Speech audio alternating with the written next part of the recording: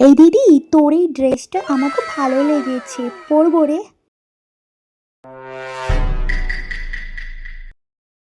আচ্ছা বেশ, পর।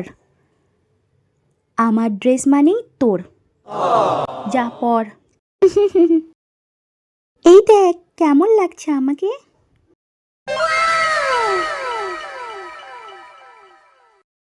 দারুণ লাগছে। A few moments later. এই বোন, তোর এই টপটা আমি নিচ্ছি, আজকে ঘুরতে যাব।